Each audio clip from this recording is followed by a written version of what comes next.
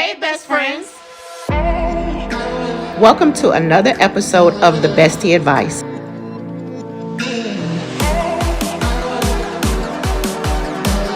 where we discuss all things relationships.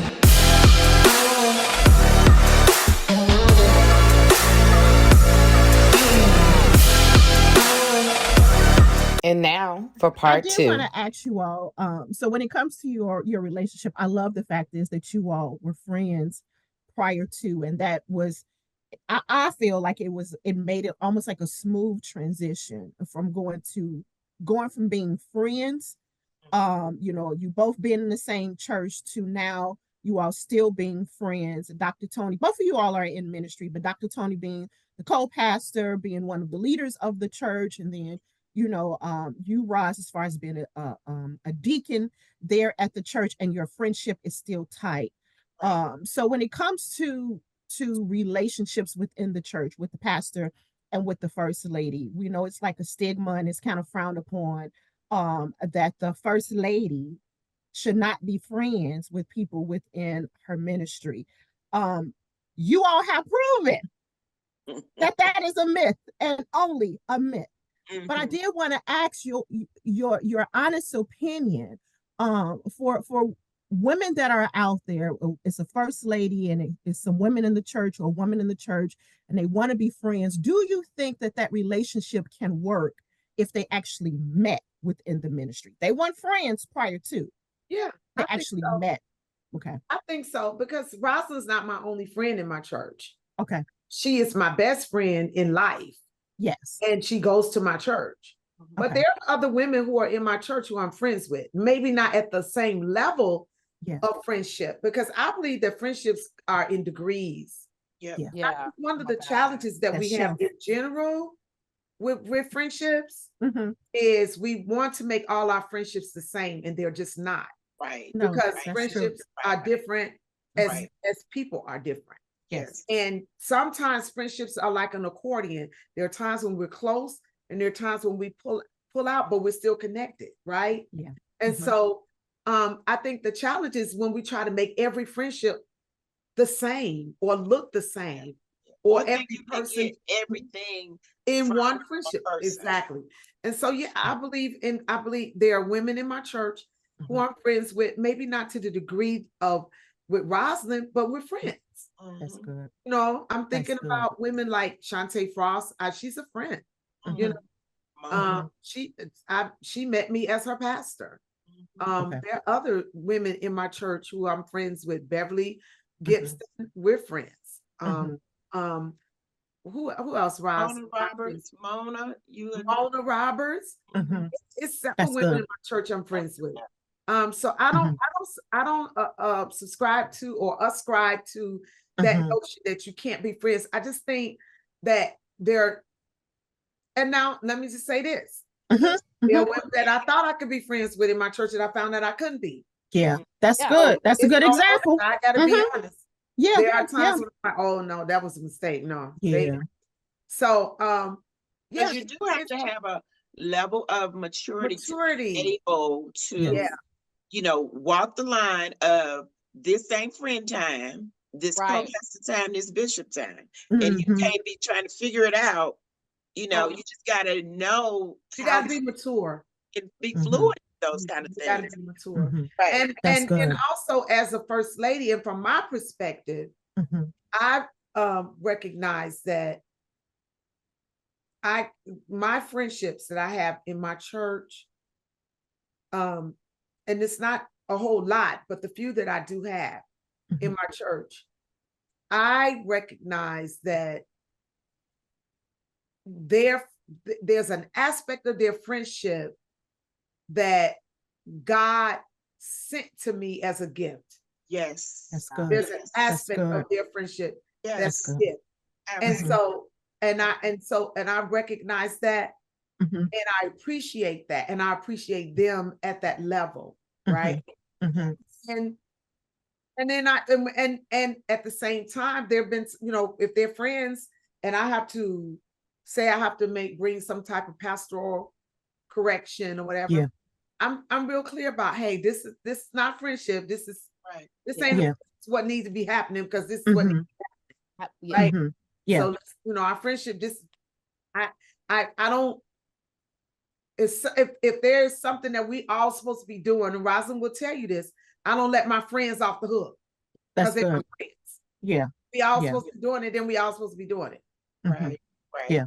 Right. Yeah. So it does have to be boundaries. That's set. And then both parties actually have to be able to respect those boundaries. That's good. Because it's not always the case though, where people are able to respect the boundaries. And that's not just the lay member. That can be the lay member and also the first lady as well. So no, I do appreciate that advice. To you as well. Another thing I had to learn as a I don't really go by first lady title. I understand the position, so I don't reject it, but it's just not my context. You flow really as the co-pastor. Yeah, I am the co-pastor. Right, that's what I'm saying. Yeah. So I've never had the first lady role in my church. I've always been assisting my husband in ministry, and I would, if my husband was, if I wasn't married to a pastor, I would still be a pastor. Clear. I'm clear about that. Yes.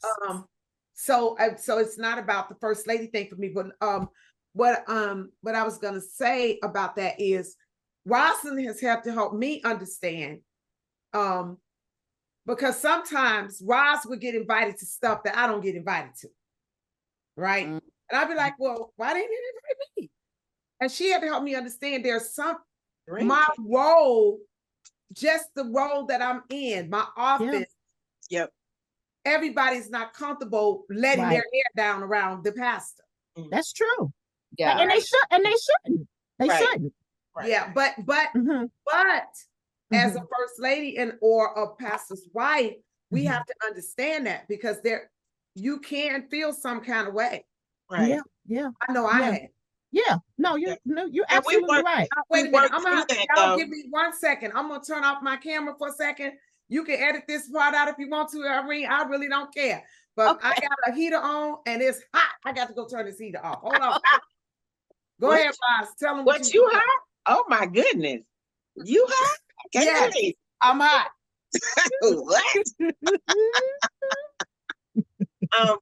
Yeah, I get that. Like you were saying earlier, though, I think the relationships, even because here's one of the things that I have had to kind of guard against. Don't have to do it much anymore, but early on, and it was, you know how women want to be friends with first lady co-pastor just because, yeah.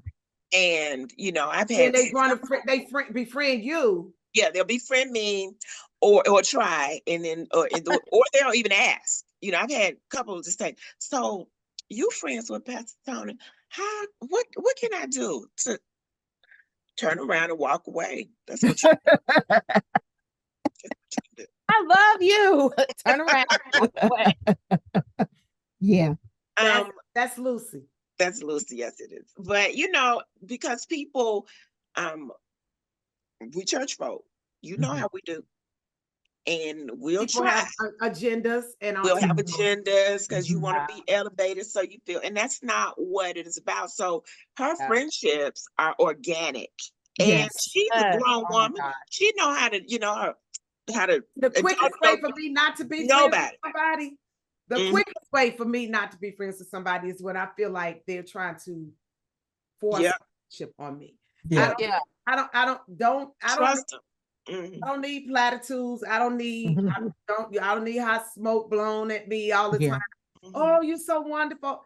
That is so, right. I know we ain't there yet, but you want to talk about red flags? That's a red flag for me. Like, honey, you ain't got every time you see you got to be bound. Try to kiss my ring. I don't like that. But it's like, but why would you even want to even be in a relationship with someone and you feel that you have to always pump them up? I would get tired of that. But that's because it's not genuine. That's because it's not genuine.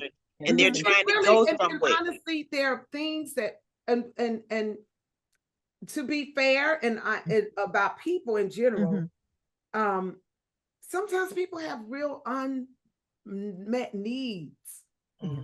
You know, and this is the pastor in me, right? So there are people who come, you don't know what they've gone through in childhood, what trauma they've experienced, all of that. And sometimes people, particularly in ministry, people use ministry a lot of times to medicate pain. They use ministry to feel good about themselves. I mean, come on, think about it, y'all. As African-American women and as Black culture, think about it for our people. The church was the only place we were somebody. Right. Yeah. The only place we got validated. That's true. That was the only place we were somebody. At work and during the week, you was, you know, our grandmothers and grandfathers was gal and boy. But when they came to church on Sunday, they was deacon so-and-so and mother so-and-so and sister so-and-so. So there's a lot of our psychosocial moorings that come from our what we do in the house of God. So with that being said, there are times when people, because of that, people have deficits in other places, and the church seems to tend to be the place where people can get those needs met. And so because of that, sometimes they come with these needs in an unhealthy way. They have unmet needs, unrealistic expectations, unhealed hurts, or whatever. And you don't know about those until you haven't met those needs, not met their expectations, or you are not able to help heal their hurts. Right. No, that's true. That's just the real deal. Yeah. Absolutely. So it's a landmine that we have to manage. And so I recognize that. So I give people, you know, I give people a pass in that way. But I've learned through experience, trial and error, how not to get caught up in those webs in other people's stuff. Yeah. And let me say this too, that's absolutely correct. When we're talking about the relationship that we have, and you know, people assume that because you Dr. Tony's best friend, so she tells you everything. She don't tell me everything, and I don't want to know everything. Right. You know, when it comes to that church, that's a natural boundary that we have. Yeah, I don't ask her anything. You know, if it's just some, you know, more public knowledge, it just ain't, you know, but in terms of like who she has to counsel and who she's got to work with, we don't talk about that. We don't talk about that. I don't know any of those details. None of that, you know, but people assume. But again, that is a natural boundary. And there are people in our church that trust her, that go to her with stuff that they don't come to me with. Oh, wow. Right? Because they don't want to people want to look good in front of their pastor. Nobody wants people want to look good in front of their boss, anybody in authority. You don't want to look bad in front of. So if they're dealing with something that they're not really ready to disclose to me as their pastor, there are other people in the church like Rosa who I'm grateful are there that people can go to in confidence and in confidentiality. And if I need to be brought into it, she'll tell them sometimes. Now, if I need to tell bishop or pastor about this, I need you to know. So don't tell me nothing that if you about to hurt yourself, I'm going to them. If it's something that's gonna hurt them, I'm going to them. Right. And so, but and I recognize that there are people who trust her at that level. That's why she's deacon, right? And I don't be like, no, Roz, what did they say to you? What's going on with so and so? No, that's not how we roll. Right. I love that, because it's like you guys have so much love and admiration and respect for each other that, you know, it's naturally in you. There's just boundaries that you just don't cross. I love that. And some of that's come through trial and error. It absolutely not just that we knew this 35 years ago. Right. This is from working it out. And it's also from us having real, honest conversations, come to Jesus meetings with each other. You know, there are times when I've had to say, hey, Roz, you know, I didn't like when you did this. Or she would say to me, I felt this kind of way when this happened. And we've been able to hear each other. She talks about very candidly about the fact that she has ADHD. And I've always known that about her, but over these last 2 years, particularly since the pandemic, it has gotten to be a real prominent issue for her. Right. And first of all, she's owning it. Whereas for years, she didn't really know to own it. And until then you told me you need to go get that checked out. I was like, oh my gosh. Oh. When you was telling me about stuff, I said, that sounds like Josh. That's what she said. That sounds like Josh. And I was like, ADHD? What? I ain't a boy. What? And she got to say, when I went for the test, they said, ma'am, you have severe ADHD. So, but recently we had a conversation and she said to me that when people ask her, and she was mainly talking about me and her aunt, who we're her support system. And she said, when y'all asked me, have I taken my medicine? And she explained to me what she heard and how that made her feel. Because there are times when she don't want to be on her medication. Because of the way it makes her feel, suppresses her. And so she doesn't always want to feel like that. And so, and she said to me, and I heard this, she said, so if I have to be on medication for people to be comfortable around me, I'd rather not be around them. That's good. Right. And I heard that. Yeah. Right. And that was a real deep conversation that we had. And I mean, I was like, wow, I didn't realize how that would make her feel. Right. But being able to say that to me and me being able to hear it and not be defensive. Well, I'm just checking on you. I'm just making sure you know what I'm saying? No, I had to hear from her perspective what she heard when I asked her, have you taken your medicine today? Right. Whether I was joking about it or serious about it. Yeah.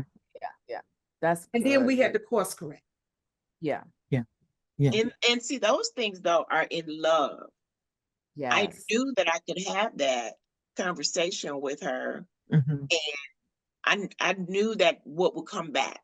I never at any point thought that she would be like, well, that ain't what I meant. No, she wouldn't do that, So it's a safe space. And I think that even the hard questions or the hard conversations are still a safe place, because I know that in her core being, it's always, I love you, but we got to deal with this, or this has to be said. So I have had times when I've been defensive, I'll be honest. And her thing is, and my thing with her was, okay, I want to ask you about the medication, but when I see you withdrawing, I'm going to say something, because that's not a healthy place for her. When she goes into isolation and I give her a day or two, but after about that second day, you're going to answer this phone. Right. I'm coming over there, and I got to keep her house. I love that. You guys have such an amazing, it's a beautiful friendship that I really can see the love. And that's Kiran and I, that was the whole reason why we started this podcast, because people ask us all the time about our friendship. And it was just natural for me. I was like, I love her, I respect her, I honor her. And we organically became friends. But it just seemed like our friendship stuck out like a sore thumb to people around us. We was like, what? We didn't get it. That's cool.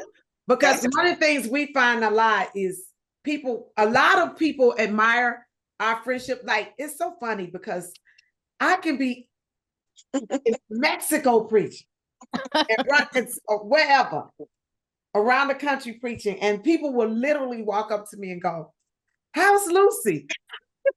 Because people that follow us on social media. Oh, I know about Lucy. I know you. Or they'll see her. Ethel, how Ethel doing? Right. Ethel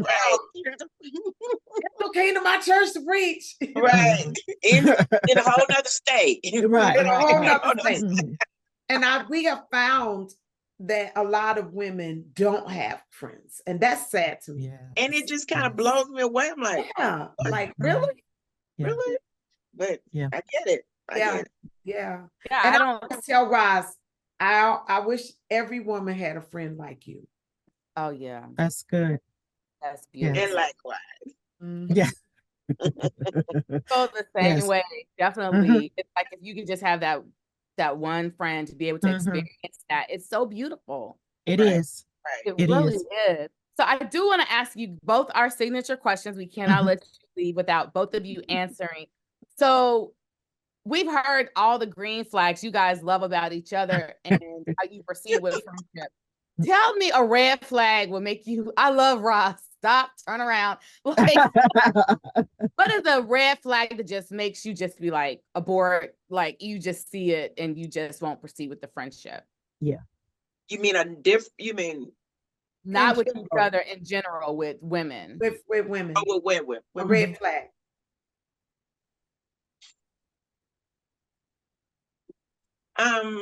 You want me to go first? You can. Okay. Red flags. Okay, one of my natural bents or bend is transparency, intuitiveness. Y'all may call it the Holy Ghost or whatever.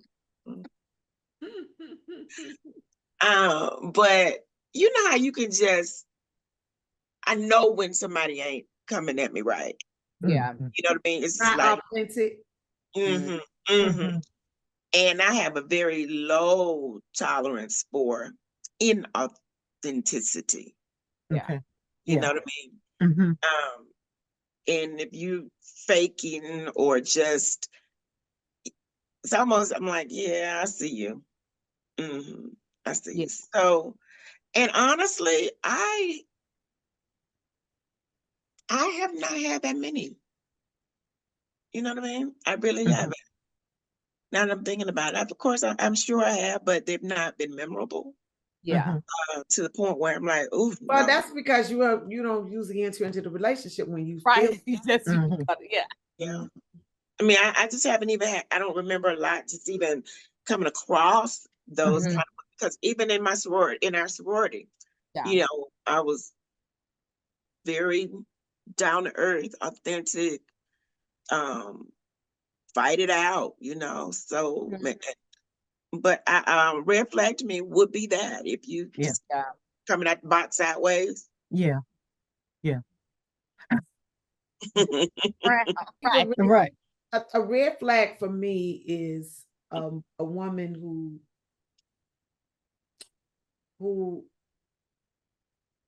a red flag for me would be a woman who can't celebrate success with me. That's good. Yeah, that is good. Yeah. And you can tell when people say, I recently had someone share with me about a friend, someone who was a friend, and the person was making these kind of, people saying just what they really mean oftentimes. Yeah. And so this person was like jokingly, you know, oh, you think you're something, da da da. And I was like, a real friend don't do that. Yeah. You know, a real friend celebrates your success. Yeah. And so anybody that can't celebrate with you, or you meet these people that they gotta always be the one. The feature, they got to be the featured event. Right. No. And that brings me to I remember when a few years ago, and I wrote a little book, trust me, a little book about internet dating. And Toni has had, at that point, she probably had about 4 or 5 real books, right? But your book was real. Why you said like you know what I mean? It wasn't no, you know what I mean? But what this just drives on the point. When I had my little lunch party, I had on my birthday, and you would have thought that I was selling 1 million copies. Toni was in, baby. She was running around getting PayPal, making folks get books and pay. It just looked like, she was just all in, totally just like, this is a big deal. Besides the fact that she had pushed me for a year to write it, because remember, I have ADHD. So I'd be like, you won't finish it. Wait, what? Wait, what? No. So I always say she would get behind me and push like nobody else can. But that when we talk about, of course, she has had all kind of accolades and things, and I am going to break my back trying to get there to make sure that she knows that I excited about whatever it is, honey. She could be picking grass up at the yard. I'd be like, "Girl, you better do that. You better do that. Do the same thing right? You better do that." So, and I think, but it's the genuineness of, the love that we have and wanting with everything in us to see each other succeed. Because love is, no matter how it lands on me, I still want the best for you. Yes, absolutely. That's good. That is good. Look, and that's Irene to a T. To a T. And when I tell you, and listen, can I say this? And that's not just me. That's everyone. Or her. When you love somebody, you love them, and you love everybody and everything they're connected to. So now Rosalind has not only been there for me, she's been there for my children. I've been there for her son. Her son is like my child. My children are like her children. She's been there, my husband is her brother. She's gonna get behind him. I have 3 natural sisters. When she met them, they became her sisters. She stole my mama from me. Just took my mama. It's like, this is my mama now. Yes. I love it. So I love it. When someone loves you, and I love her, I love her son, I love her aunt Bonnie. So when you love somebody, you don't just love them, you love them and everything connected to them. Right. Their baggage. Yeah. A brother or sister born for adversity. I know how to handle Roz, and she knows how to handle me. She knows when I shut down. She'd be like, "She okay? She'll be right. Just need a nap." You sleepy, ain't you? Yeah. Sleepy. Toni, you remember that time? I'm saying this. You remember the time we were at the bowling alley and somebody had really teed her off, really. And I walked up and she was going there. And I remember she said, she had her little armor bearers. And they was sitting there going, she was in shock. And I remember walking up and I said, and I just she was so angry. And I just stood in front of her and I said, "You're not going to do that. You're not going to do that." And she was like, but. And I said, you're not going to lose your witness. You're not going to lose your witness out here in public. I said, now, I come over there, God going over there to talk to him, but you not. And so I can't remember another time when she's been that angry at something, but it was about, I got to, in this moment, you can't do that. But I can do that for you. Right. And there are many times when she has called me down, she'd be like, leave it alone. Oh, I'm finna go get so and so.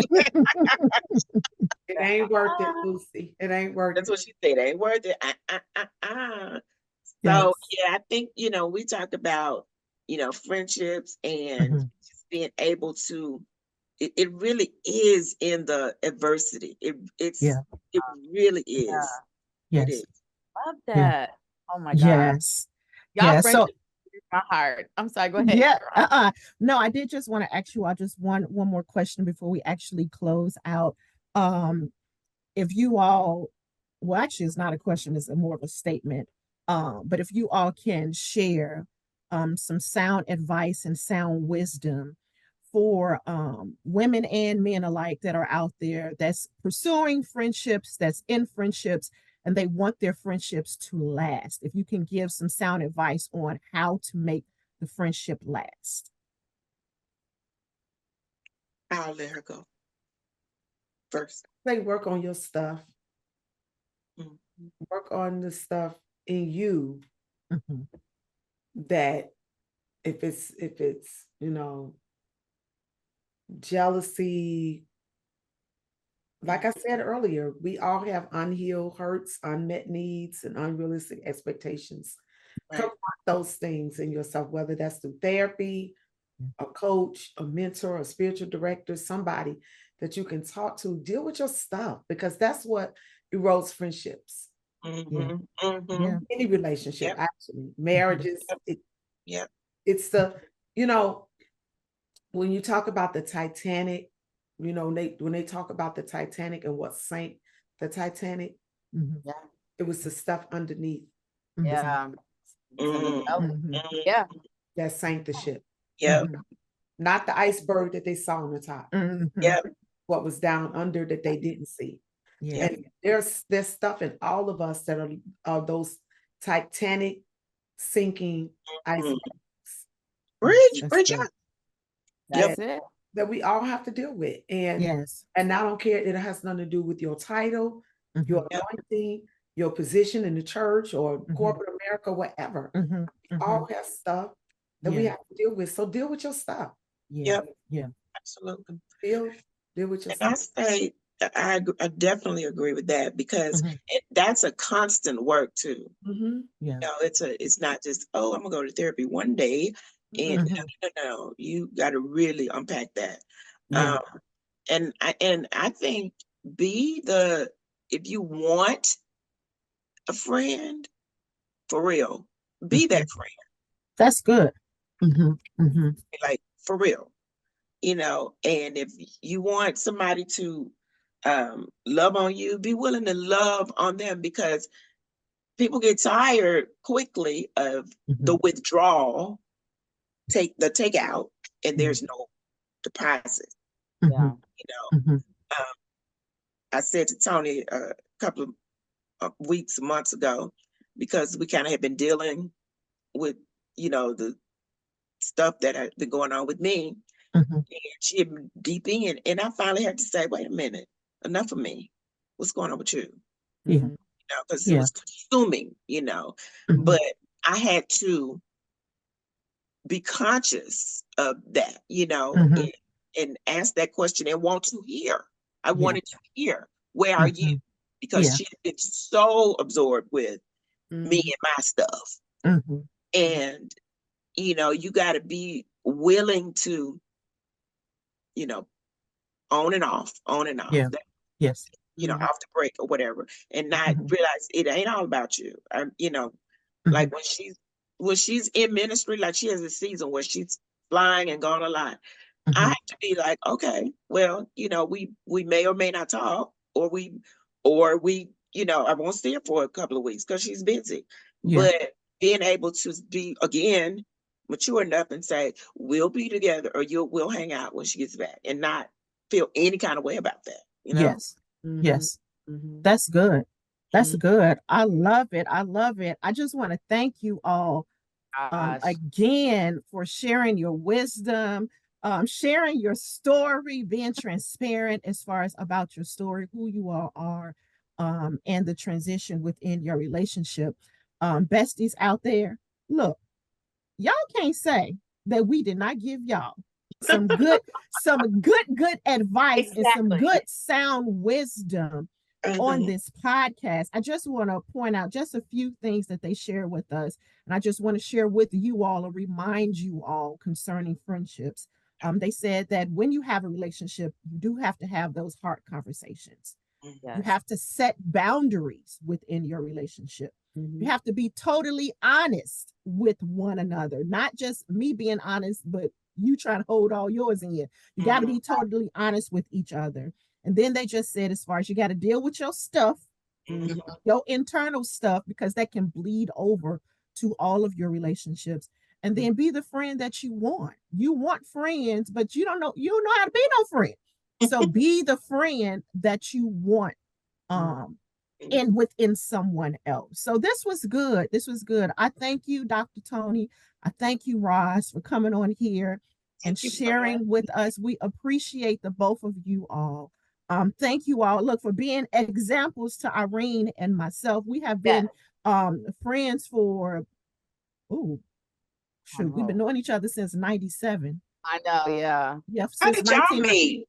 How did y'all meet? Look, church. Someone actually came up to me and they were like, they was asking me because Kiran was on hospitality and they thought that I was her. And I was about to say, y'all on hospitality. Y'all do look alike. Like, huh? And they were like, yeah.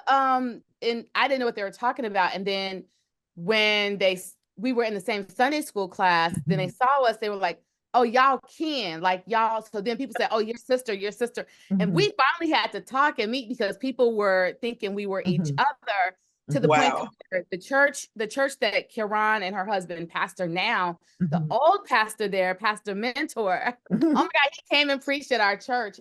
And so after he preached, he sat in the back so people could come out and shake his hand. And I was selling like the DVDs and the CDs from the service. And he goes, "You're not going to give me no sugar?" He was asking me this. I was like, I can. So I hug him and give him a kiss. And then he sees Kiran come out. He goes, oh, because he thought I was her. And so that's really like, we just started becoming friends like that way. Because people no sugar? Yeah, he goes, "Give me no sugar." And I'm like, sure. Yes. And then our husbands just organically, I think they started talking. We didn't even realize they started talking. Exactly. Wow. Exactly. Before they got married, so we were actually married in the same month, June. They were married June 5th, and we were married June 20th. Okay. We were in their wedding, and well, we weren't best friends at the time, but it was like a budding relationship. It was. Yes. Slowly but surely, I don't even know. We don't even know how it happened. We can't tell you when it clicked. That's the thing. We can't tell you when it clicked. It just was fluid. It was just fluid. Right. Yes. Right. And when I say it happened organically, it happened. We've always been friends. We've always been cool from the beginning. We've been cool. But somewhere around 2004, 2005, like it just clicked. Just like that. Wow. Just going from not talking to each other to me, that's each other every day.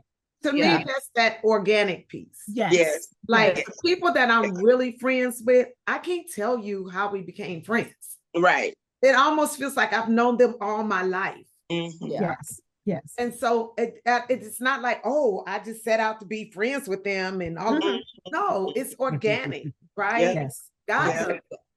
He does work. He does the connecting. Yes, he does. Yes, he does. And then we do our part to stay connected. Absolutely. Exactly. So again, besties, we thank you again for joining us on the Bestie Advice. We love you all. Don't forget you all to watch us on YouTube, but you can also listen to us on Spotify, on iTunes, on Amazon Music, on what's the fourth one that I'm forgetting, Irene? Said Spotify, Amazon. Oh, iHeartRadio. We're on iHeartRadio. You can listen to us there. Make sure you all are following us on TikTok, on Facebook, and also on Instagram. Love you all. Thank you all for your support, and you all have an awesome, awesome day. Bye, besties. Bye. Bye-bye.